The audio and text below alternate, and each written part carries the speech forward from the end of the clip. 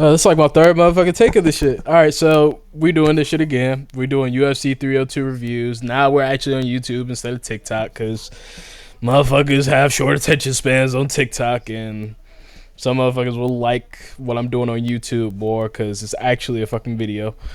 Uh, but anyway, let's stop talking about that. I want to talk about the pay per view.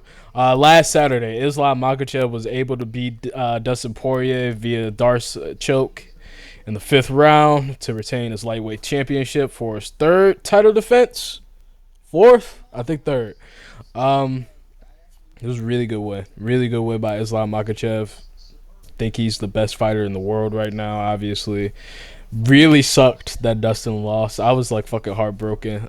For the amount of shit that I give Dustin, or I don't really. I have a love-hate relationship with Dustin because of how he acts after fights when he wins and shit, especially how he acted after Chandler. I love Chandler. But seeing him like lose like that was kind of bogus because you could tell he put his life on the line in that motherfucking fight. But overall, the card was aight. It wasn't the greatest card in the world, but it wasn't the worst card in the world. There were definitely some banger-ass fights on the card. Mickey Gall versus Basil Hafez was absolutely insane. Fucking Islam Makhachev versus Dustin Poirier was insane in its own right. Eileen Perez had a pretty good performance, but there were some shitters on the card. Like Grant Dawson just... We'll get to that. We'll get to all of that. But let's get it started. So I have this notebook here that I wrote every single fight of every single round of how I scored it and everything. I'm just going to go through my takeaways. If I got to reference back to the notes, I'm sorry if you hear like these page ruffling type shit. Anyway, so the first match on the card, we have for the early prelims, Andre Lima versus Mitch Raposo. It was a classic matchup of the bigger man winning. Andre Lima came in, missed weight by 5 motherfucking pounds, which that's a huge advantage. He looked like a bantamweight. He dead ass looked like a bantamweight. His frame looked really good for the weight class. If he can make weight, flyweight is his goddamn weight class, but he looked like a bantamweight in there facing the flyweight. Raposo had like short, stubby legs, short, stubby arm. It just not the greatest build for this type of fighter, especially with the way he fought. Prozo had really good boxing, but he waited a little too much for Lima to engage. Those leg kicks fucked Raposo up from like the beginning of round 1 all the way to round 3. Round 2 was stronger for Raposo. He started attacking Lima's body and landed a takedown pretty easily at the end of the round. Lima was caught with 3 fouls in the second round too. So that if going back on my scorecard, I gave that round to Raposo because of the takedown, how easy he was able to get it, and those 3 fouls. And round 3, it was weird. It was kind of like a weird stalemate where like Raposo couldn't advance because fucking Lima kept on blasting body kicks and leg kicks. Those lower body kicks were fucking Raposo up throughout the entire match. Like that was really good. Like really good. Andre Lima's really good for 125 if he can make that goddamn weight. I had Lima win 29-28, but because I gave round 2 to Raposo, like I said. But the judge that gave the entire fight to Raposo should get fucking fired. It was Dave Trapelli or some shit like that. I don't remember his name. This was how we knew that the card was about to be fucked up. He then goes on to fuck up later on in the card. And we'll get to that. But it was a good win by Andre Lima. I'm not going to take anything away from him, even though he was the bigger man. His reach was he was able to utilize his reach. He was able to utilize his leg kicks and body kicks very effectively. Raposo has clean ass, like his pants looked really, really fast. It's just he waited for Lima too much to engage. You know what I mean? So it was just a weird, like, he was just standing there, and every time he tried to go in, his legs would just get blown the fuck up. So, good win by Lima. Very good win by Lima. Second fight on the card, we had Eileen Perez defeating Jocelyn Edwards via unanimous decision. That was a good performance by Perez. She's pretty cracked at hip throws. For some reason, she called out Kayla Harrison right after the fight, and I'm like, why the fuck are you calling out Kayla Harrison? She's literally about to be the next bantamweight champion. And you kind of got a lot of reverse. Jocelyn Edwards got way more reversals than she should have. You know what I mean? So, what else did I say? Yeah, she just needs more time and experience, in my opinion. Like, I can definitely see her being, like, I can definitely see Eileen Perez being ranked going forward. It seemed like Edwards was mostly surviving most of the fight. She got taken down a bunch in the first round, was able to get top position, and the second round she didn't do too much with it. She started to implement more activity in the third with more leg kicks, and she started to maintain distance more. She started to implement her jab. I'm a old school jab. kind of, you know what I mean? So, but if she implemented that earlier on, it could have went a lot different. Could have been way more different. But even then, that wrestling and judo was too fucking much for Jocelyn Edwards. Great performance by Eileen Perez. She had a sick ass spinning back fist in the second round. Put Jocelyn Edwards on her ass. They were beefing before the fight for some reason, and then after the fight, they were like, oh, they hugged it out and everything, and I was just kind of like, why were they beefing in the first place? The fuck. So yeah, it was a good win by Eileen Perez. Definitely can see her ranked. I'm not gonna say like future title holder, future like contender yet. Ranked fighter for sure, but you know. Let me turn this goddamn page. Woo! Third fight of the card. This fight was sick. Mickey Gall versus Basil Hafez. That fight was sick as fuck, bro. Basil came out like a fucking tank. Like, he started like just swinging for the fences automatically. Wild shots in the first round. I for sure thought Gall was gonna be for sure done. One thing that irked me, and this is Mickey Gall. He's from New Jersey, hometown boy, you know what I'm saying? Came out to the Sopranos theme song, and I'm watching the Sopranos right now, and I don't know, take that how you take it, man. Like, some people like that, some people think that's cringe as fuck. I'm one of those people that think it's kind of like corny, cringe as hell. It's kind of like if a nigga from Chicago walks out to Finito, or a nigga from New York walks out to like Pop Smoke or some shit. Like, I'm just gonna look at you. Like, kind of weird.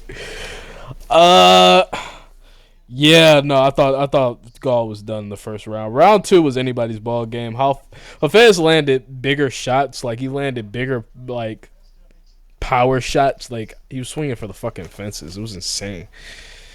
He landed an insane Superman punch. But Gall had clean. It was the cleaner boxer. He was able to land cleaner combinations. Hafez was more just swinging powerful ass hooks. Gall was being more technical with the goddamn boxing. Gall looks really good with this goddamn boxing, man. Round three, Hafez gassed the fuck out because he swung power ass hooks. And then Mickey Gall started implementing his motherfucking boxing. His boxing looks really, really improved. I can definitely see Hafez being a threat in the welterweight division if he works on his goddamn cardio management. Because the way he went out was like, he came out like a goddamn fireball. Like, he gets like fucking Superman punches, just power fucking punches, like screaming at this motherfucker, telling him come on. Mickey Gall, though, his boxing looks really, really crisp. Very technical. Looked very improved. Loved at the end of the fight where Hafez had like top control and then got up, and then they did that Max Holloway for like the last few seconds. That was awesome. This was probably my personal fight of the night. Think Dustin Islam is better. I wouldn't be too mad. So That was it for the early prelims. For the prelims, opening up, it was Phil Rowe losing to Jake Matthews via unanimous decision. What I wrote, I said, not much to this fight. Phil Rowe seemed like the better technical striker and cleaner boxer. He just came in with the wrong game plan, starting off. I don't know if I agree with that now that I wrote that, because it was also fucking out of my mind at this point. He, even though he landed a lot of clean shots and got Jake bloody in the first round, Matthews. What the fuck did I write?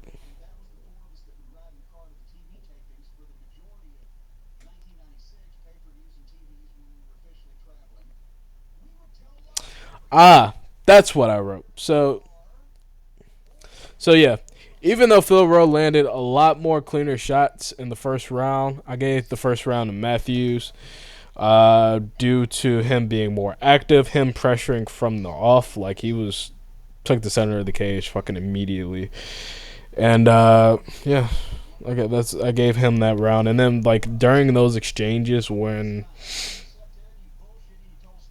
like Phil Rowe would have him clinched.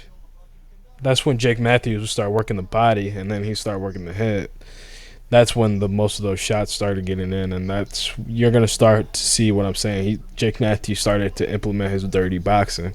You're gonna start to understand what I'm saying as I explain this match more. Uh, Phil Rowe did a, huh? I question why Phil Rowe chose to stand in the pocket with him. Give it because Phil Rowe had a massive reach advantage. He's one of the tallest motherfuckers for that weight class. He has one of the best frames for goddamn welterweight. I don't know why he chose to stand inside with him and tried to clinch with him as much. If he just kind of maintained this distance, utilized his reach, and played defensively. So this motherfucker was going in no matter what. If he played defensively and played the counter game, I felt like the fight could have been completely different. But fucking Jake Matthews just went in like a fucking tank. Also, I wish he did more because I really like Phil Rowe a lot. But he got in a lot of trouble. He got in a lot of trouble a lot of times. Phil Rowe found a lot of trouble in the clinch. Like that's what I said. Like when Phil Rowe had Jake Matthews in the clinch, that's when Jake Matthews got most of his combos off. Body, body, head, head. And it wasn't even like technical as like or whatever. It's just body hook, head hook, head hook. Like that's just what he did. Look back at that goddamn fight. Round 3 was very eventful. Rowe shot, failed on the goddamn takedown, and Jake Matthews literally he failed to like succeed that takedown, failed to maintain top control. However, he ultimately got reversed. Matthews maintained top control for the majority of the round. Some people might have it 29-28, but I had it 30-27. Jake Matthews, I had him winning all 3 rounds. Rowe just didn't seem like he had the right game plan going into the fight. I would have really liked, and I really like Phil Rowe a lot. I really would have just liked for him to just maintain this distance as Jake Matthews was coming in, pop his ass, and then man, I like Phil Rowe a lot, but it sucks seeing this. Second fight on the prelims, it was Grant Dawson versus Joe Solecki. Dawson starts off with a flying knee, and it shocked the fuck out of me because that's not his style. He's a wrestler. He's a dick sniffer and a half. But like going that from the off, kind of fucked him up because Solecki was able to take advantage of Dawson scrambling, got him into a guillotine choke because Dawson was trying to right after he went for that flying knee, tried to shoot for a takedown, And he did it kind of like he did it in the flurry of him going for that flying knee and the takedown. So I can kind of see how like adrenaline and all that shit was like didn't get everything right. So Lecky almost had that goddamn guillotine in. He had it in. Like he had the guillotine in. Um, I thought it was over, but then Dawson was able to get out of it. Was able to reverse position and no shit stood on top of him for the entire fight. For the entire fucking fight. Like, literally, that was the entire round one. He escaped, stood on top of him the entire time. Round two starts. Took him down, stood on top of him the entire time. Round three, it was a little bit. So, like, he almost got another goddamn guillotine, but he stood on top of him the entire time. It was madness. Absolute goddamn madness. It's not much to report. I fucking hate that type of style, that lay and pray style. I like Grant Dawson too, but he's got to implement something offensively if he wants to move forward in the lightweight division, like something offensively grappling wise. I'm not saying like striking, because I love striking. Who doesn't love striking? But that lay and pray shit doesn't work for me. He either needs to utilize some ground and pound, do some fucking jiu-jitsu. Can't work with Dustin. Get some fucking jiu-jitsu done. But no, that lay and pray shit does not work in the lightweight division, especially in the division. Like, come on, that shit doesn't. That's just not gonna work against Charles Oliveira or Armin Tsukian. Imagine Islam Makhachev. Jalilton Almeida got a first round submission over Alexander Romanov. Almeida shot for a takedown immediately, obviously, because that's what the fuck he does. Had top control for about a minute. Didn't do anything with it. The New Jersey crowd started to boo. Then Almeida suddenly got back control and then started to chase the rear naked choke, and then he got the job done in round one. If you're wondering why I didn't say too much about Romanov, it's because he did little to nothing this fight. Didn't even try to fight Almeida's hands. Daniel Cormier pointed that out. Didn't even try to fight his hands off when he was trying to go for the rear naked choke. That was a good win by Almeida. I think Surreal Gone. It was a great fucking call out. Yeah, man. I would like to see this from my boy more often. Come on, Jailton. Get more finishes, my boy. Like I hate that. Like I said, this shit is unacceptable. That's good. This is what happens when you start to utilize more offensive grappling. You know what I mean? Jalilton Almeida stopped Rose.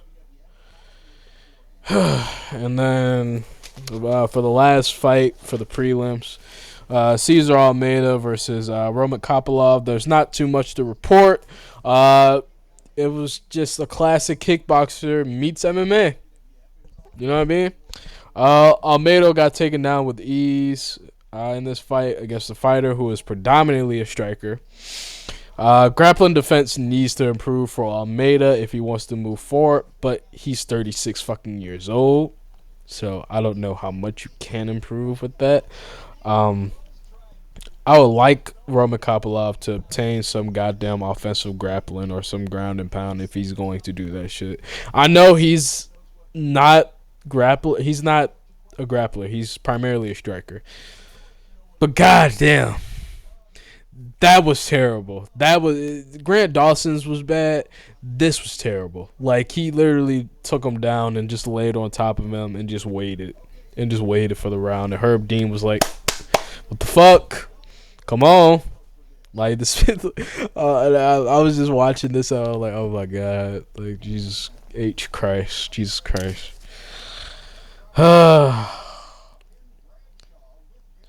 I would like for the foreseeable future,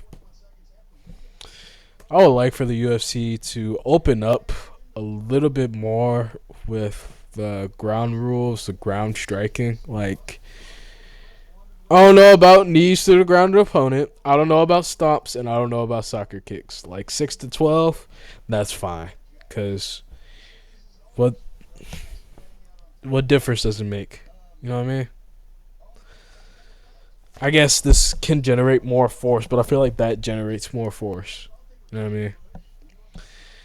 That was terrible. I need Almeida to work on his takedown defense and Kapalov to work on his grappling offense. But it was a good win. It was a good the fact that it was split decision was nuts. I don't know what judge had. Probably the same judge that had Raposo win. I don't know what judge had Almeida win because I don't know. And his kicks were good. That's it. That was the only thing that I could report about Almeida. Yeah. Get it started with the main card. Randy Boy. Bad boy Randy Brown defeated Elizu Zaleski dos Santos. God damn, that's a mouthful and a half. Randy Brown started off strong. He was really good at distance management. I like I would have liked what Randy Brown did. I would have liked if Phil Rowe would have done. If Phil Rowe would have done what Randy Brown would have did, it felt like it would have been way, way, way, way different for him. The ref did miss 2 eye pokes and didn't step in, and that's unacceptable. Jason Herzog came in and was like, "Hey, nigga, like, you missed 2 eye pokes. Like, the fuck is wrong with you? And you didn't stop it at all. That's not good. That can compromise." Yeah, I thought Dos Santos won that round fair and square. Won round 2 fair and square. My fault. He hurt Randy Brown really early in the beginning, maintained ground control. Was really close to getting a rear naked choke. But Randy Brown was able to get out at the last minute, reverse Dos Santos, and get him into 2 rear naked choke attempts. And yeah, I mean, I would have gave that if that would have happened way earlier and Randy Brown would have got a little more offense striking, I probably would have gave the round to him. But due to Eli, I'm just gonna say Eli, got him hurt in the first round. I mean, got him hurt in the beginning of the second round, and then got that really, really close rear naked choke attempt against them. I gave that round to him, and then round 3 was uneventful. Not much was going on. Randy landed a huge knee, and I don't know how the fuck Dos Santos didn't get knocked the fuck out. And Dos Santos, Dos Santos got a Hail Mary takedown. He got a takedown on like the last few seconds of the fight. It was a little too late. You know what I mean? But it was a great opener. This was a pretty good matchup opening up. It was even. Like, wasn't the greatest match of all time, but it was a pretty good even matchup to open up the card. It's for the second fight on the card. We had Nico Price versus Alex Morono. What I wrote down is said it looked like 2 drunk motherfuckers fighting. I don't know what the fuck this was. Nico Price was pretty good with the wrestling. Alex Morono stood straight up. No bending his knees or anything. He looked like he was just swinging for the fences. Didn't really give a fuck. Looked completely gassed round 3. Nico Price. And I feel like I'm putting a little too much shit against Nico Price. Nico Price did pretty good. It was a pretty good performance by him. He was able to succeed on some of the. Let me see what I wrote down for this fight. This fight was. I don't remember too much for this fight. That's how really uneventful this was. So for the first round, Nico Price got a takedown at 3 minutes and 50 seconds. There was a submission attempt by Alex Morono, and there was a back take. And good.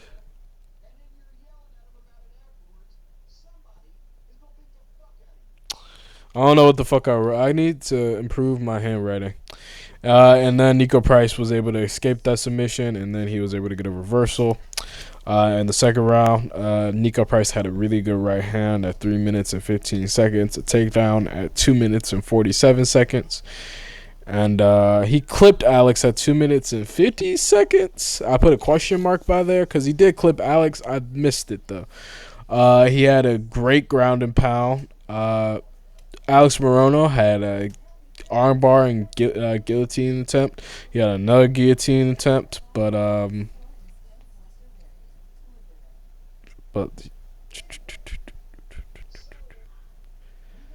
yeah, he had a guillotine attempt, right, for the second attempt, because Nico Price tried to go for a takedown, but then he gave it up, and Nico Price had good elbows to end the round.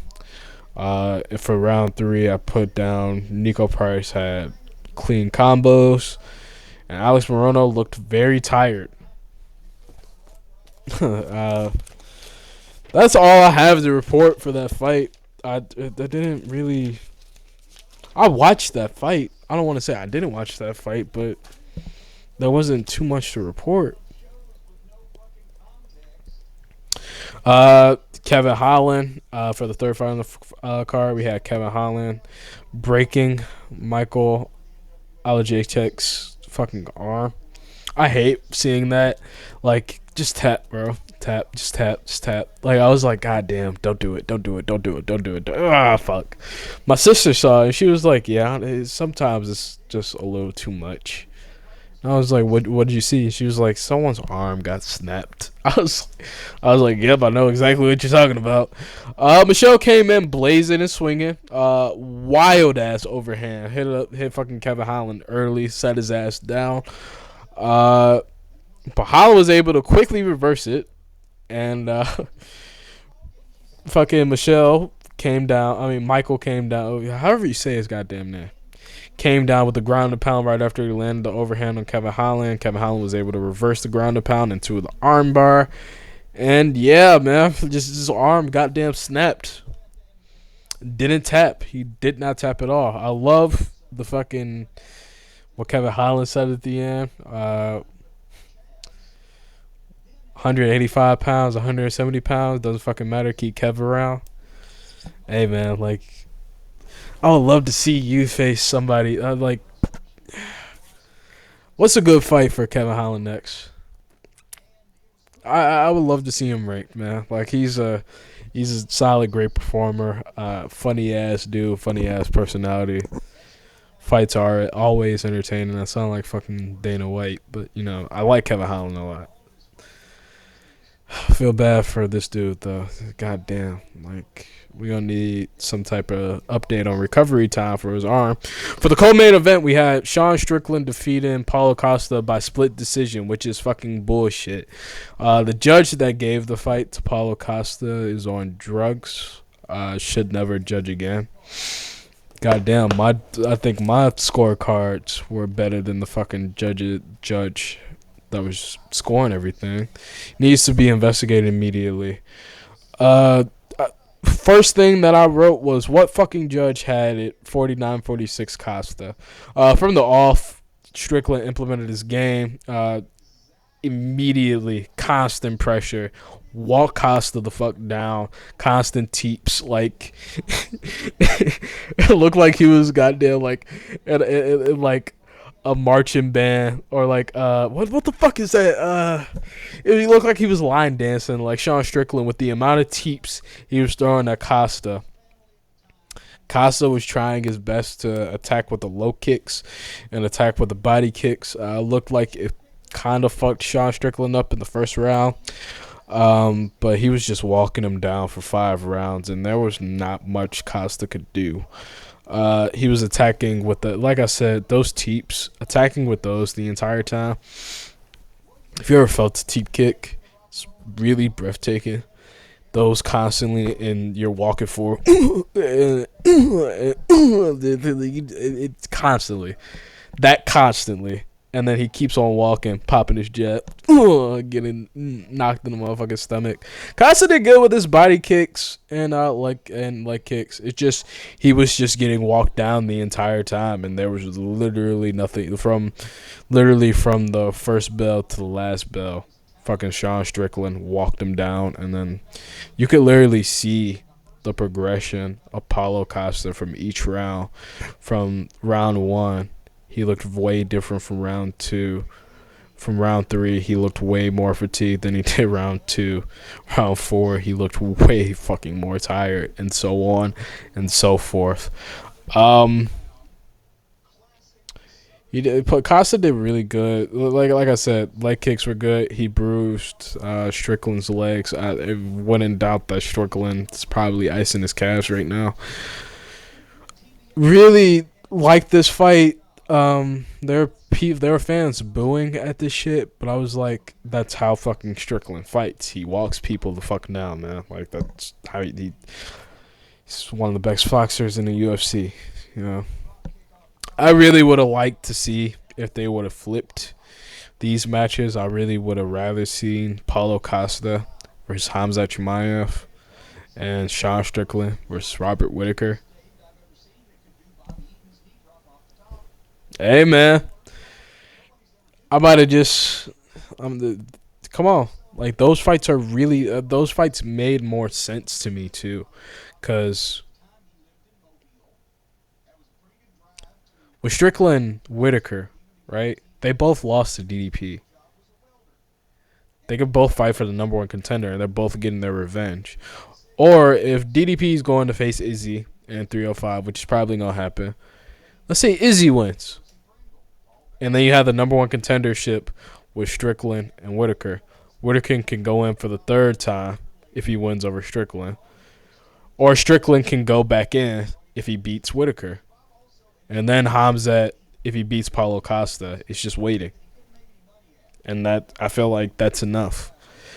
You know what I mean? But, you know, they're doing things differently in real life. And for the main event, I didn't write anything down. It was a classic matchup. I said people definitely have to rewatch it. I'm going to have to reference back on what I said for my judge cards. Going into this fight, I had it like 75-25. Islam Makhachev was gonna win. I knew that Islam Makhachev was gonna win. I knew it from when they made this fight, because I wasn't really confident with Dustin going in, especially after the Benoit Saint Denis performance. It was a good performance, but Benoit Saint Denis was able to take him down and control him for like a solid round before he just completely said, I'm just going to go retarded, and then just started just fucking completely disregard for all defense against the best boxer in the fucking UFC. I'm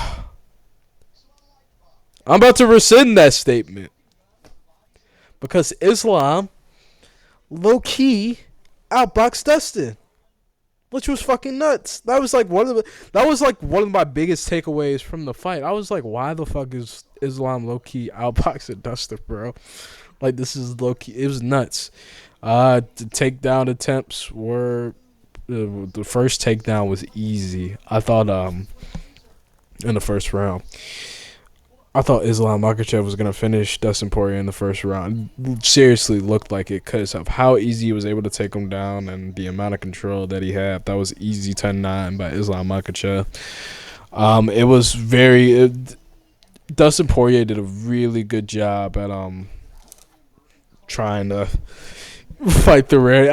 I can tell he had like PTSD and he had pretty bad dreams about that goddamn rear naked choke, because immediately as soon as Islam Makhachev took his back, he immediately starts fighting his hands, and he did a really good job at that. Round two, there was an immediate shot.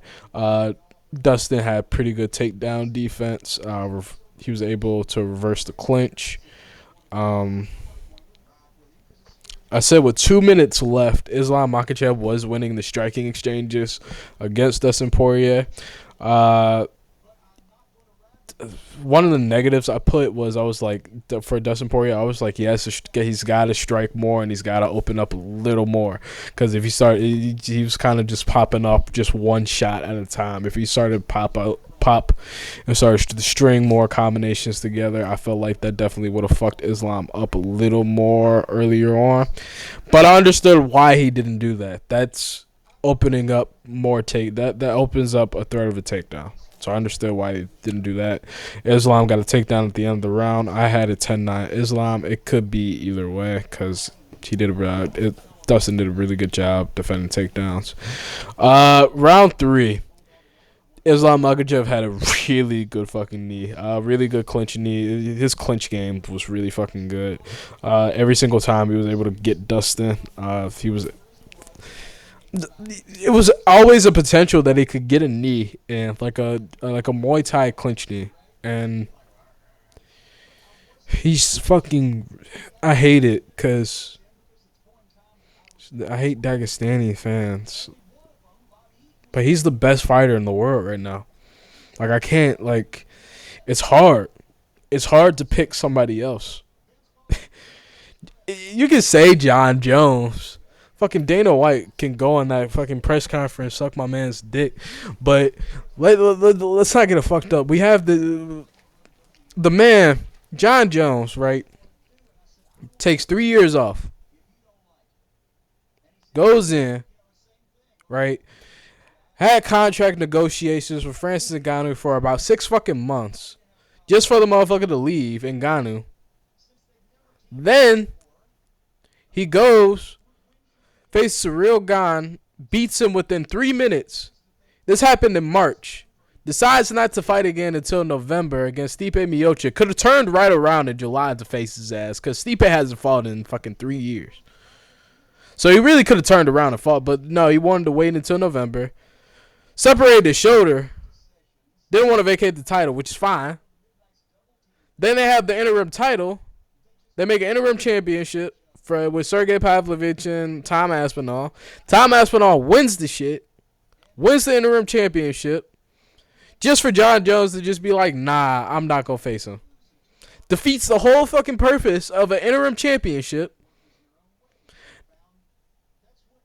And he's insistent on facing this fucking 40-year-old that got knocked the fuck out 3 years ago. If you haven't seen that fight, watch Francis Ngannou versus Stipe 2. It is fucked up. Go watch that. And that was his last fight. And they want him to go fight John Jones. Meanwhile, while all of this is happening, Islam Makhachev finishes Charles Oliveira. Alex Volkanovski on 10 days notice, yeah, but still, Alexander Volkanovski, never been finished before. I mean, he got finished once, and he was a welterweight. Finished Dustin Poirier. Charles Oliveira, Dustin Poirier, Alexander Volkanovski. All in that time frame. But John Jones is better. Like, come on, bro. He's a GOAT. He's not the pound for pound best fighter right now, though. There's just no fucking way. It's insane. And plus, if you want, and one of the arguments that Dana made was he came in, John Jones came in and defeated one of the best heavyweights in the world. The best heavyweights in the world. And Ciryl Gane's best fucking wins are against Tai Tuivasa, Derek Lewis, fucking Alex Volkov. They're good. But really soon, Sergey Pavlovich is about to have the same goddamn resume as him. You know what I mean? Anyway, back to the fight. That drove me nuts when Dana said that. Drove me fucking wild. Anyway. I was talking about round 3. Round 4. Islam Makhachev, great clinch. Great combos. Dustin Poirier started to establish his jab a lot more. And I think the 4th round was the round where Dustin defended most of the takedowns. Yes, he defended most of the takedowns. He was really good. Yeah, he defended most of the takedowns. He started to open up a little more. Started to stop giving a fuck. That's what I like. And he started to fight. He started to become like Dustin Poirier started to fight like his goddamn life was on the line. Then the fifth, I've had that round to Islam Makhachev, so I have it 4-0 Islam Makhachev.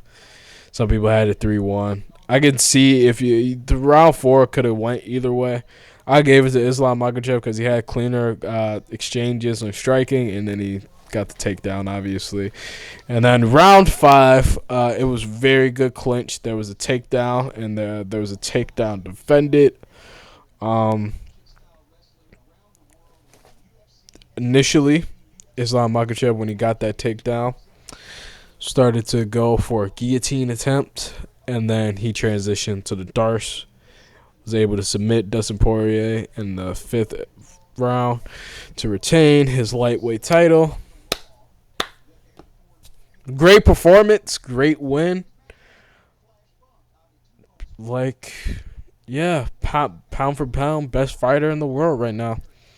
It's most title defenses out of everybody, and currently, like, not of all, like most title defenses right now. That's 3 or 4, 3. Yeah, 3.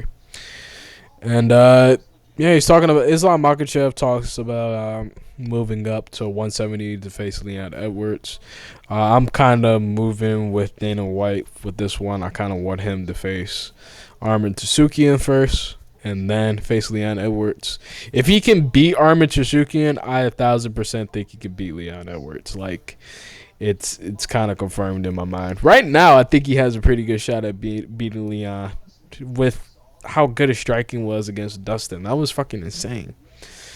Dustin, man, I'm really sad that if this is his last fight, then that was a hell of a career. I haven't missed since the second McGregor fight. I haven't missed a Dustin Poirier fight. It always has been entertaining to watch him. Has always put on a banger every single time he has fought. There hasn't been a time where he's put on a bad fight or I've been like, this is bullshit when I watched the Dustin Poirier fight. So I'm definitely gonna miss him. Definitely would have loved if he would have won the title here. Would have definitely loved if he would have won the title at one point. Would have loved if he would have fucking. I would love if he would still keep on going and just say fuck it. I'm just gonna fight at 70 now. Like, I know I can't get it done at 55. Why not do it at 70? But if he wants to stop now, he should stop now. I really want him to fight one more fight. I really just want him to be like, hey Max, I started my career with you. I'm gonna end my career with you. I want one more shot at the BMF title, you know. But no, man, a hell of a career by Dustin Poirier. If that's it, if it's not it, Max Holloway or Alexander Volkanovski are great opponents for him. And that is the UFC 302 review. If I had to review it out of 10, that was a solid, I would say like a solid 5 out of 10. It wasn't the great, like I said, it wasn't the greatest, but it wasn't the worst pay-per-view. Had some pretty good matchups on the card. Had some pretty shitters on the card. The judging was pretty fucking bad. That needs to be fixed. The refereeing was a little bad. There was a few missed things, like the eye pokes, the intentional headbutt, fence grab. You know, man. There's so much. There's so much that I could break down, but Hafez, Mickey Gall was insane. Eileen Perez had a really good performance. Jalilton Almeida got a finish.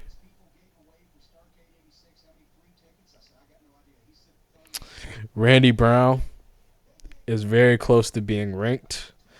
Kevin